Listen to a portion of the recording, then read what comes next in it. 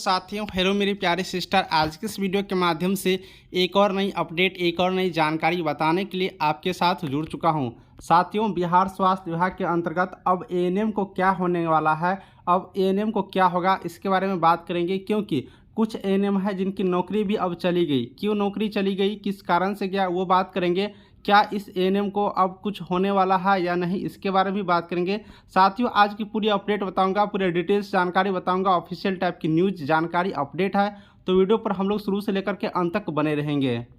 साथियों, आज की दैनिक जागरण पेपर देखेंगे तो ये पूरी कंप्लीट जानकारी हम लोग के सामने आ जाएगा कि संविदा पर नियोजित 225 चिकित्सकों को मिला 1 वर्षों का अवधि विस्तार। यानी कि 225 जो डॉक्टर्स हैं जो संविदा पर थे, उनको यहाँ पर 1 वर्षों के लिए फिर से डेट बढ़ा दिया गया। इसी तरह से संविदा वाले को डेट भी बढ़ाए जाते हैं।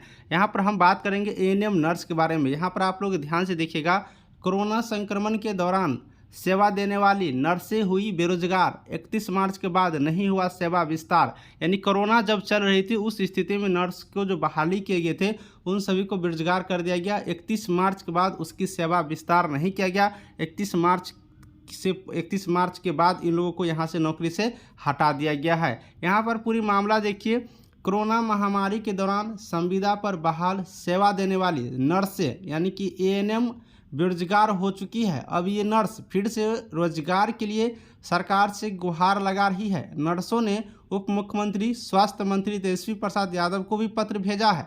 कोरोना संक्रमण के दौरान मरीजों की संख्या अचानक से बढ़ गई थी, लेकिन उस समय विभाग में नर्सों की संख्या काफ़ी कम थी। नर्सों की कमी को देखते हुए स्वास्थ्य विभाग ने संविदा पर नर्सों को बहाली का निर्णय लिया। विभाग की ओर से वैकेंसी निकाले जाने पर राज्य भर में लगभग 800 नर्सों को संविदा पर रखा गया। इनकी सेवा विस्तार होती गई।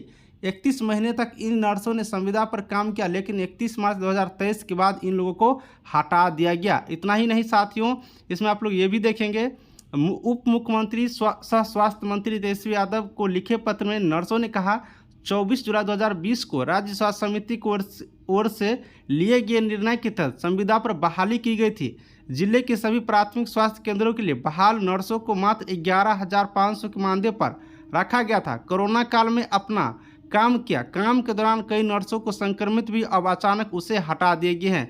यानी कि ये जो 800 एएनएम हैं, इन्हें 31 मार्च 2023 के बाद हटा दिया गया। ये कोरोना के जब समय चल रहे थे तो उस टाइम एएनएम की बहाली की गई थी 11,500 रुपया पर। तो इन सारे नर्सों ने अब बिल्कुल रूप से लगातार स्वास्थ्य मंत्री से सारे जगह गुहार लगा रहे हैं कि इन लोगों को सेवा विस्तार बढ़ाया जाए, लेकिन अब तक नहीं बढ़ाया गया। अब क्या होती है जानकारी, ये लोग जब मिलते हैं या फिर कोई जानकारी अपडेट आती है स्वास्थ्य विभाग से तो ही पता चलेगा।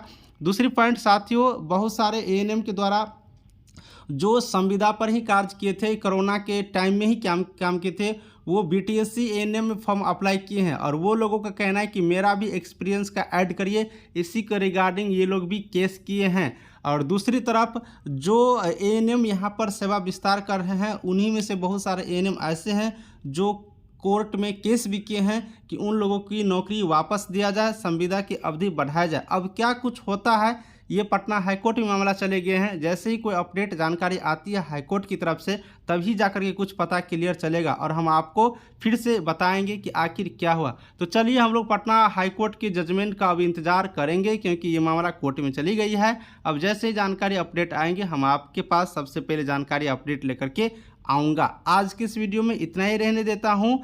साथियों, आपको एक बात और जानकारी दे दूंगा, जो 8,853 एएनएम में संविदा पर बहाली हुए हैं उन लोगों को टेंशन नहीं लेना है।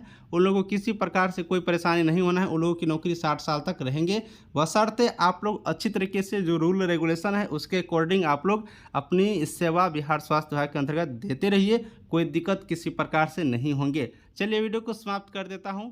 Thank you.